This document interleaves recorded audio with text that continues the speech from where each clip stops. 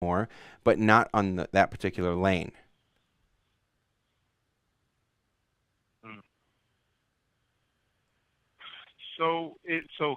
Is it I can go buy it, or I can't really go buy it, or What that does for you is it tells you the market environment. It tells you what it's possible, but you have to look a little deeper than that. I say the trend now. DAT offers trend lines for free for everyone. Now I pay that company, well over $1,000 every month. All right, for a lot of information. The information that they give out for free is kind of the 30,000-foot view. Okay, this is the big, broad overview of the market. You can use that to kind of gauge, the best locations to go. You can kind of look and see, well, hey, I'm in Chicago. If I'm in Chicago, I can get these kind of rates. The next best area might be, you know, Pittsburgh, Pennsylvania. So so you can say, okay, so the lanes that I should be dispatching on are from Chicago to Pittsburgh, and you can use that information to kind of develop and understand the lanes and understand the market. But you have to dig a little bit deeper to understand specific lane rates. Now, DAT offers a product called RateView. Now, RateView will let you type in exact cities, so Chicago to Pittsburgh, and it will tell you the averages exactly on that lane. Now, you can look at, mm, if you ran a search on those lanes on the lower version of the load board, if you ran a search on I think it's 39 or $49 a month, they will show you 90-day averages on any lane that you put in. All right. Well, over 90 days, those averages can be all over the board. But the higher levels, so when you start getting into the $100 a month, $150, $250 a month plan, you get closer and closer averages. So with what I see 15-day averages. If I don't contribute my rates, but I may in the future. The people that contribute their rates can see as close as 7-day averages. You can see on any given lane within 1 week what are the averages on that lane. So that's how detailed the information is that DAT has available. But what you get, you get what you pay for. So that free information on trend lines is super valuable. Don't get me wrong. It's extremely valuable. And to gauge the market overall. And I talk about it every week on this show. The market is phenomenal. And it's been phenomenal since, November. The market has just been fantastic.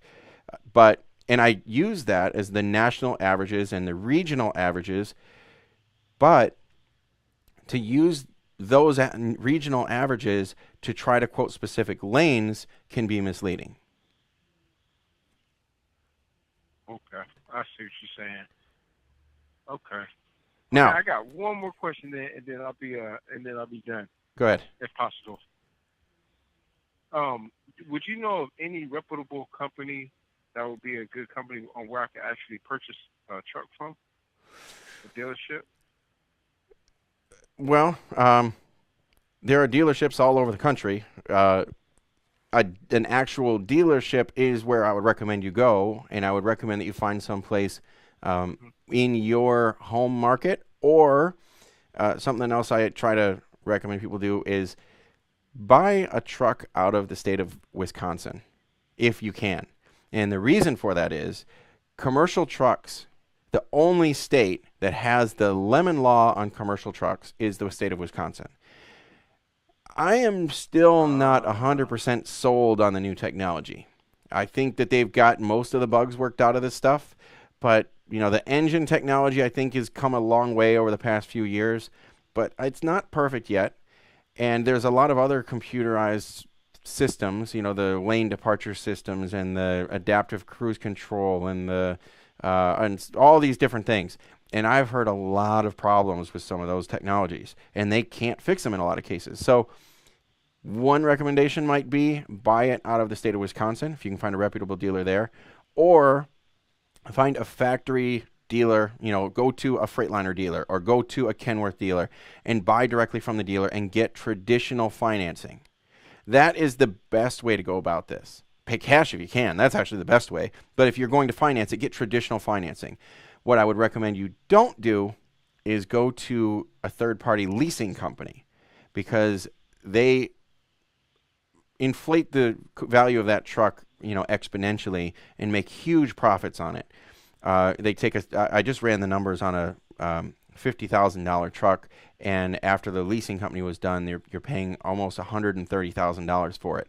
And if you were to finance it with good interest, you might pay 70 or so over the course of the total loan, but they're getting huge returns.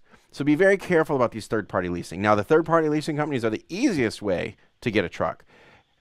You walk in there with a few dollars in your pocket and a credit card, and they'll let you have a truck without checking your credit. Okay, so it's that easy. Easy to get a truck, extremely expensive, and not a good business decision. Okay? That being said, you have to know your numbers. All right? So if you know your numbers well enough, if you're a company driver and you know your numbers well enough that if you were to lease one of these trucks, you could make more money. And you can make more money doing one of these lease purchase programs, more than a company driver. It's still extremely risky. It's the riskiest thing that you can do. If you're extremely careful, and that's the only way to get your foot in the door, and I would recommend against it, but no matter how many times I recommend against going to one of these third-party companies, people are still going to do it. If people still do this, and if you're going to do it, no matter what I say, be very, very careful to do all of your research, do all of the checks on the truck.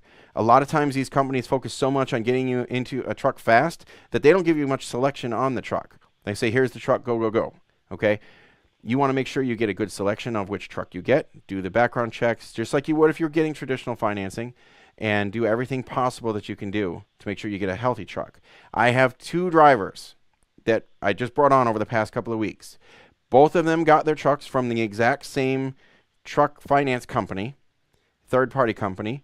One of them picked a truck up from a dealer, but that dealer had ties with this finance company. Another one got it directly from the finance company, but it's the same company. One of them was driving here, hadn't pulled his first load yet, driving here, bobtailing to come down and get a trailer, and had, within 3 hours of picking up the truck from the dealer, had to stop and get a check engine light fixed and have a couple of sensors fixed. Now, that could just be a fluke. But then, a few hours later, had to stop again and have something else fixed. Had to stop at a shop 3 times and was a week late. He was supposed to start last Tuesday and didn't get here until this Tuesday, literally a week late, because this finance company, and I think he knows, I think hopefully he's got the bugs worked out of it, but it was not a good situation, okay? And I don't know what they did to try to resell a truck like this, but this company did not really stand behind them. Same company, and I'm not going to give these company names away because, I could say so many bad things that they'd probably come after me for it.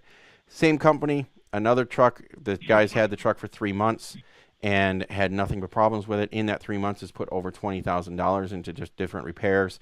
And the company, they've pushed off payments. They've allowed him to defer payments. They didn't cover the payments or waive the payments. They just deferred it to the end of his term, to the end of his lease. In the meantime, he had to put all this money out of pocket, and he's 3 months, longer before that truck is paid for. So there's most of these third-party leasing companies are going to charge you a lot more than the truck is worth. You're going to get a truck that's far from good condition and may have been refurbished to their low standards, very low standards. So be careful with those. So I would recommend, again, go to a reputable dealer. Ideally, if you're getting a truck from a dealer that has some type of a warranty on it, or at least a guarantee from the dealer, even if it's a 30-day guarantee that, basic little stuff is covered. And granted, the other thing is, even if you get one of these trucks and this little stuff is covered, time in the shop is time that you are not earning money. So the best way to avoid any of those complications is to do as much background check as you possibly can on any truck you look to buy. Okay. Cool, man. Thank you so much, man. I really, really appreciate it. Well, I appreciate your support. What was your name? We didn't catch it in the beginning. My name is Aaron. Aaron? Well, thank you, Aaron, for your support, and yeah. I will put you back on hold. Want to talk a little more, elaborate a little more about that rates and lanes information. We have several callers on the line. Scrolling. We have a lot of callers on the line. So if you have any questions or comments, go ahead and press 1. I don't know if Elizabeth is up in the screening room yet or not, but if not, I will still bring you on the air. I won't startle you. I'll let you know before I bring you on. I'll call out your area code. Go ahead and press number 1. A lot of callers, but not a lot of people with their hand raised yet. So, and there are a lot of questions and comments coming through on social media as well. I will get to these types of questions toward the end of the show. And I even have people doing some private messenger questions. So, and believe me, I have a dozen windows open here, the switchboard open, YouTube and Facebook, and I just cannot go to even another window to look at private messages. So if you have any questions or comments, the best way to ask the question, call the number at the bottom of the screen, 917-889-9924. Or if you're already on the call, and even just saying that, 2 people have already chimed in here. So, all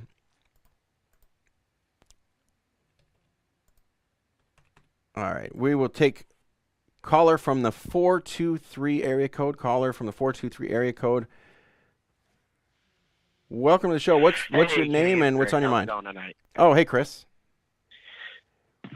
Hey, not a whole lot. I mean, going on the topic of the show, talking about building relationships, I was reading that same post last night that you were talking about earlier about how people negotiate, and I think conversation goes a long way. I mean, you actually treat somebody like they're a human being. I've already got 2 brokers that check in with me every now and then, and I know that Jason has a couple. Actually, one of his called me twice today and left me a voicemail wanting to know when I was going to be in Cleveland. But, yeah, I mean, just treating them like a human being and have a conversation, it definitely goes a long way. You know, a conversation, I saw your comment. I mean, it was a one-word comment. You just said conversation. You know, how do you negotiate? You have a conversation with somebody. And that's really what it comes down to. I think a lot of people go into a negotiation with a broker like they're used car salesmen, and they're, trying to just jump right to money, haggle over, the stupid details, forget about the important stuff, and then try to just, throw big numbers out, and that's their negotiation tactic. Throw the biggest number out you can and hope somebody accidentally gets snagged on it, and that's not a negotiation. Right. It's haggling. And it's hard to haggle, hard to negotiate rather, with somebody that you don't have a relationship with. But that first call with somebody that you've never, talked to before, you can build a relationship by doing the right things in the first negotiation, so that the next time they need a load out of a certain area, they call you because you are the problem solver. Right. So absolutely, yeah, that conversation goes a long way. It's funny, I was talking to, Jason was sitting here in the office with me today, and Elizabeth is in the other room. And I told Jason, I said, sometimes it drives me insane because I'm a doer. I'm not a talker. I want to get right to the point. And so Elizabeth's in the other room. She is laughing, and she's chuckling, and she's talking to one of our direct customers. And she's laughing, and she's joking around with the customer. I don't do that. I have a hard time. In fact, so to the point that we have a door between the offices, and she gets to doing that, and I have to shut the door. And I told Jason earlier, I said, look, when she gets talking like that, all I can think in the back of my mind is just shut up. Move, we have other things to do. Get off the phone, right? But then I told Jason, I said, but I know that what she's doing, she's building those relationships, and it's worked. I mean, this company has grown because she's built these relationships. I have a hard time with that. I just want to get to the point, get it over with. And, when we're dispatching a bunch of trucks, she gets in that same mode, and we have a lot of things to do. But when she's trying to work on the relationship part, you'll have to talk to, I know you'll talk to Jason later. So, but she's in there just laughing and joking around and, talking about this customer travels to get to these different events and talking about the travel situation, all these different things. All this stuff comes up. None of it has anything to do with the load that we're talking about moving it like 6 weeks from now, right? None of that matters. But she's talking about all this stuff now. And I don't have time for that. I've got other things to do. But she does. It drives me insane sometimes. But that conversation is why we will get the best rates. It's why we have landed this direct customer. It's why we have, the rates that we do from these customers. And believe me, it's, the best rates that, most people in any of these different, social media groups ever will see. And, so that stuff really, really matters. I did have one other question. When you go to a hot market where, the rates are just outrageously good, even like the posted rate, you call a load on the posted rate, and, I know exactly what I need to move that load for, and it'd be $1,000 above what I can move that load for. I don't even know. I know I negotiate everything. I put a number on everything, but it's really hard to just to pick a number because it's already as good as it is, where it's posted at. And I was trying to figure out how to approach those types of loads. Okay, well, I've done shows about quoting a load and knowing your numbers, quoting a load based on your numbers, which basically is, I'm telling you, know what your walkaway point is and know what your average needs to be. Now, a lot of that advice we can throw out the window because rates are so good right now, and this is typically what happens. So this can be a warning for a lot of people that if you're thinking about getting your authority or you're thinking about working with brokers and negotiating for the first time, for anybody else that's listening, that's, this could be a warning for you. A lot of people get into this and have no idea what their numbers are, have no idea how to quote a load. But right now, like you said, Chris, these numbers are already, they post them at what you could be profitable at. You can be profitable at the numbers that they're trying to move these for. And so there's a lot of people that are getting into this industry right now. And like I say all the time, you could right now fall out of your truck into a pile of money. It's easy. But when this market turns, which it will, there will be, and it might be, I think we're in a period, 2014 was a strong year and it lasted about a year. I think this time around, I'm fairly confident that 2018 will be solid throughout the year, and I think we're going to see 2019 pretty solid. I think it'll last.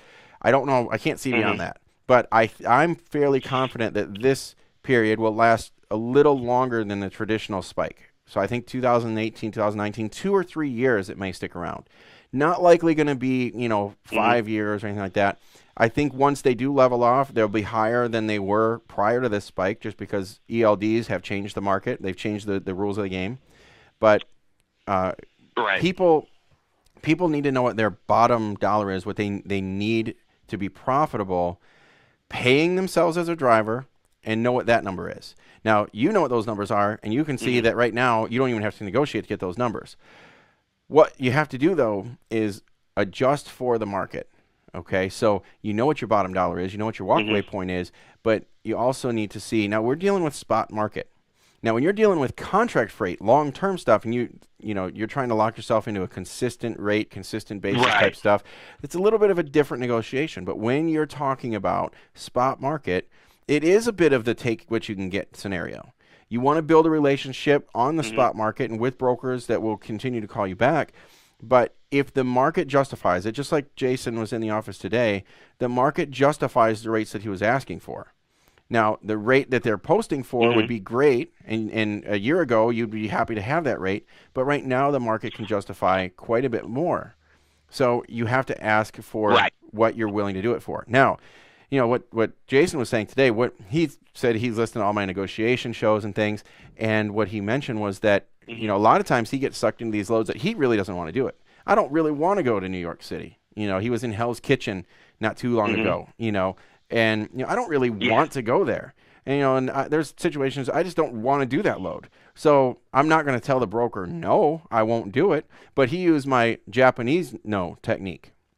And, we had another guy, a few months ago came to me and he says, I just don't want to do this load. And it was a load going into Massachusetts or something on a Friday out of Pennsylvania. It was only a couple hundred miles, and he just didn't think that it would justify the rate.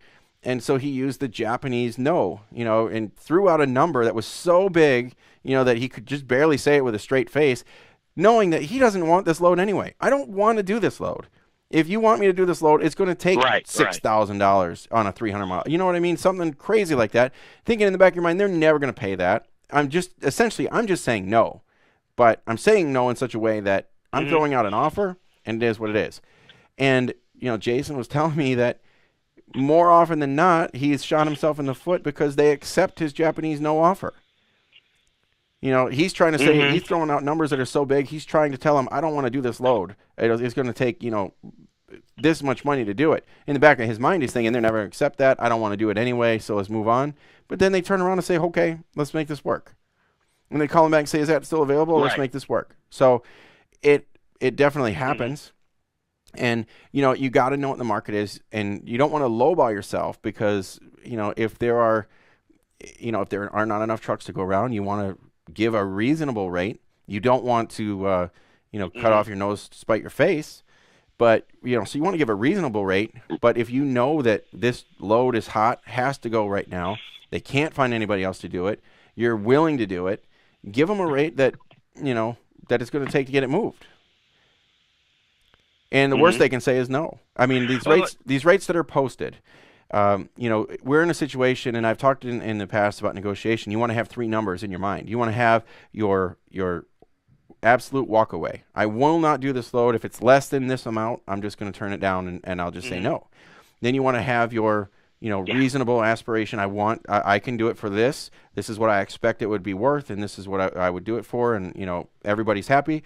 And then you're going to have your dream, your absolute, you know, shoot for the stars. This would be phenomenal. This would be like winning the lottery number. We're in a market right now. When you throw that dream, your walkaway number is not even a factor because they're posting rates above that. That's not even a factor. But now you have the 2 rates that matter. You have your aspiration, which that's pretty much where they're at right now. You have your dream. Throw that dream number out there every time now, and aim higher with your dreams. And a lot of times right now the market bears it. And explain it and negotiate why. You know, tell them, look, this is what I've got. This is where the market is. You know, my phone's been ringing off the hook today. You know, I've got other options, and, you know, this is what it would take to do it. This is what I'd like to have to do it, and this is what it's going to take to buy my truck. You have to be a little bit of a salesman on this. Yeah, I did, was it last Thursday when I took those trailers out to St. Louis? I shot that guy that $2,100, and he wasn't nowhere near there. And I'm just like, look, man, there's a dozen other loads I could take for $2,100 over to Kansas City. So I mean, that's where we're gonna be at. And he put me on hold, and like 30 seconds later, he's like, all right, customer said fine. Yeah. And then he calls me at the end of it. He's like, let me know when you're back in town. You know, because they really like all the emails and everything. And he's like, when you're back in this area, call me. Right. And, you know, and that's, you know, you're building relationships. And right now, brokers don't necessarily know what the market's doing either. You know, we had a broker just today say, you know, the market that you're in, you know, we're talking to, we had 3 drivers here in the office today. And the brokers literally said, you know, you're in Florida. Well, I know I'm in Florida, but you're calling me. You know, you called me on this. And matter of fact, I had 4 other phone calls just now. I'm in Florida, but the market in Florida is good. So, you know, I would like to leave Florida, and here's what we can do. You know, so the market bears it. And if you can justify it and your rate is reasonable, it's the hardest thing to sell is something that you don't believe in yourself.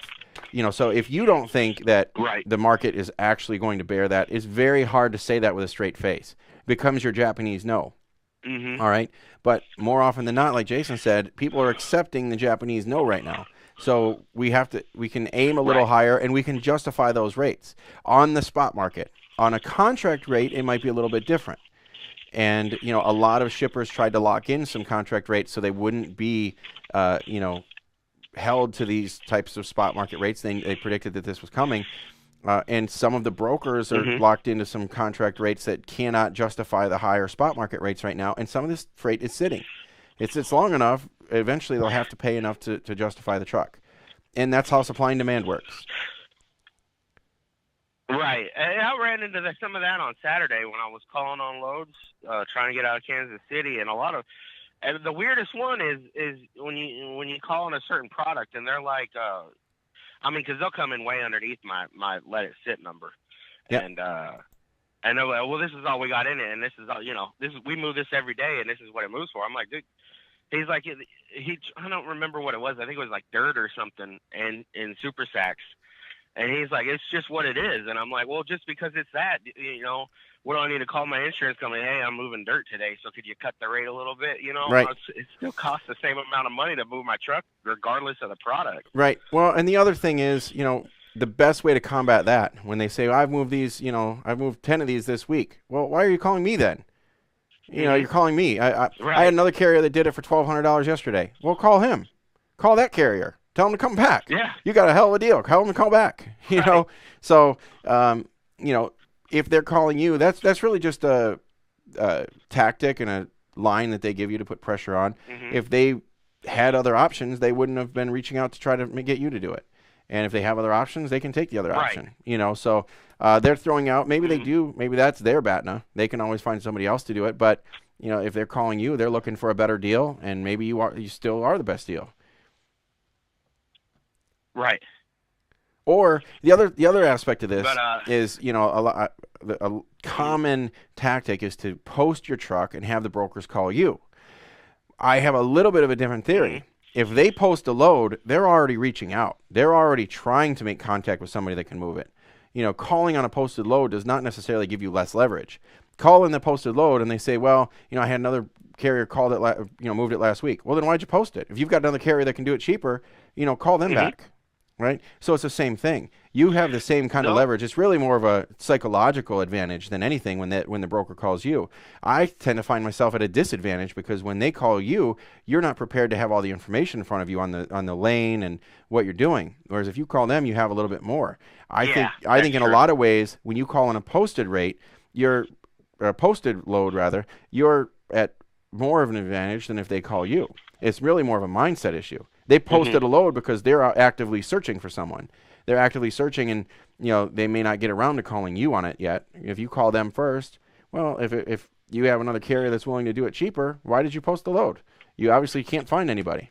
Here I am, right? Right. Yeah, the only ones I seem to be at a disadvantage are the ones that are posted with a rate. And I mean, it'll be below what I'm gonna want to move it for anyway. But that's all I got in it.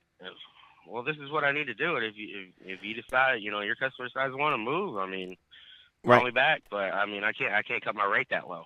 Yep. And if you look at some of the load boards on a tablet or on your phone, if you look at the desktop, the computer version on your phone, sometimes it doesn't have room to have that rate column. And I was just talking about this with Jason today too. And for anybody listening, Jason obviously is one of our other drivers, and Chris, I'm on the phone with here. He's one of the drivers that works with us as well. But Jason was saying, I don't care that I don't see the rate because I don't want to see the rate anyway. I don't care about the posted rate. That doesn't matter. And right. I have the information from it was truckstop.com, put it out, and they have a sales pitch to brokers. Mind you that Patriot Star, we have the brokerage side as well, and we go to we go to the carrier events and carrier conferences. I do the same thing on the broker side. I go to shipper events and brokerage conferences as well.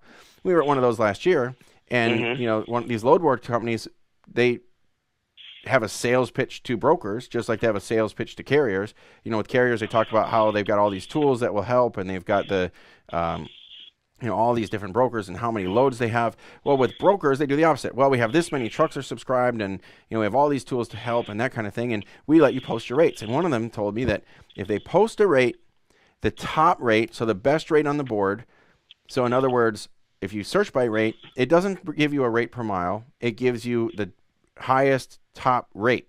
Okay, if you search by the highest rate, so let's say it's $6,000. It could be $6,000 from Miami to Seattle, right? Which is, less than $2 a mile. It could be that. Right, that will still move faster than if it didn't have a rate posted at all. It will move 6 times faster versus the next load might be Miami to Atlanta paying, $3,000, which is, over $3 a mile, right? So, but it'll move. It won't move as fast as that $6,000 load, even though it's, on a rate per mile basis is much less, and profitability is probably much less for what the truck is available to do. But those posted rates move be like loads. A shiny lure then. Exactly. Posted rates move loads faster. Brokers don't post rates to pay the truck more. They post rates to move loads faster.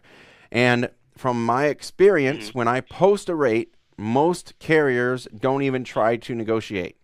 Don't even try. So if you do call and you try to negotiate on a posted rate, the broker's less apt to negotiate with you because he knows the next truck that's going to call is probably not going to negotiate. And that's my experience. That's been the case every time. As a matter of fact, I've experimented with that, posted a rate, and I'm just throwing out an example, but I had a rate. I was willing to pay $1,000. I posted it at $800 with room to negotiate to pay them $1,000. And when the carrier called, they said, I see you have this load moving from here to here, and and I said yes. And they said, well, I see you have it posted for $800. My response to that, knowing that I want to negotiate, knowing I have room to negotiate, my response to that was, yes, I have it posted for $800, but what will it take for you to move it? Their response was, we'll take it. That's it. We'll take it. No, I left the door wide open. What will it take?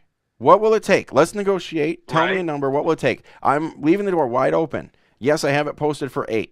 What will it take? I'll take it. That's it. I've had that happen multiple times. Okay, I've been yelled at. Like I call, I've been yelled at. I called this one woman on those ATVs out of El Paso, and she'll have them all listed. This is the same company out of Canada, and they're all listed. And they're all terrible rates, and I'll call her, negotiate on every single one. It really frustrates her. She's like, I posted the rate because that's all I have in the load. I'm like, well, I'm going to negotiate every single one of these.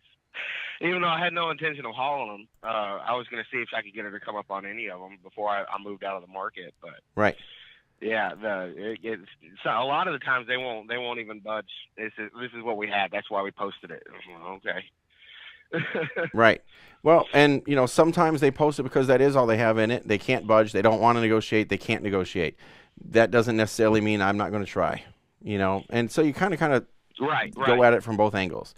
But just know that everything's negotiable. Everything's negotiable. And if they can't move that load at the rate that they, even if they posted it, give them an offer. And at the end of the day, there's 1,000 trucks, but there's 10,000 loads in an area. Well, 9,000 of those loads are going to sit. And obviously that's an extreme, but if there's that many loads sitting, eventually they're going to have to say, how much is this load worth to move? Brokers may have to come out of pocket. The shippers may have to up their rate. It is what it is.